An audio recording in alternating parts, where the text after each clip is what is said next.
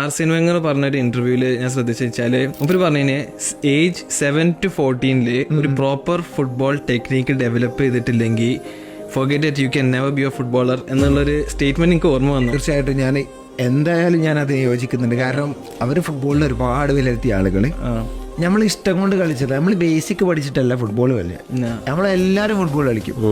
നമ്മളെല്ലാരും, ആരും കളിക്കാത്ത ആരുമില്ല.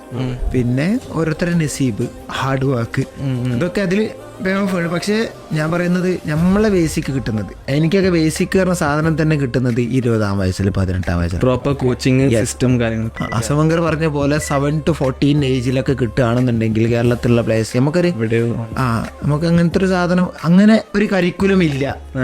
മീൻസ് എങ്ങനെ നമ്മൾ റൺ ചെയ്യണം, എങ്ങനെ നമ്മൾ പ്രോപ്പറായിട്ട് വാക്ക് ചെയ്യണം, എല്ലാവരും നടത്തണം. നിങ്ങൾ ശ്രദ്ധിച്ച് നോക്കേണ്ടി ഒക്കെ ഒരു ചെറുങ്ങനെ നമുക്കൊക്കെ ഒരു ചെറുങ്ങനെ, അല്ലെങ്കിൽ നമ്മളെ ഫുഡ് ശരിയല്ല, ഫ്ലാറ്റ് ഫുഡ്, അങ്ങനത്തെ സാധനങ്ങളൊക്കെ. ഫോറിൻ പ്ലേയേഴ്സിന്റെ ഒക്കെ ഉണ്ടാവും എല്ലാവരും ടോസിലും, അതേപോലെ അവരുടെ വാക്കിംഗ് സ്റ്റൈല്, അങ്ങനത്തെ സാധനങ്ങളൊക്കെ വ്യത്യാസങ്ങളുണ്ടാവും. അങ്ങനത്തെ ഒരു കരിക്കുലം ഇല്ല. അങ്ങനെ പ്ലാൻ ചെയ്യുന്നുണ്ടെന്ന് പറയുന്നു ഇവിടെ കാലിക്കറ്റ് യൂണിവേഴ്സിറ്റിയിൽ സക്കീർ സാറ്.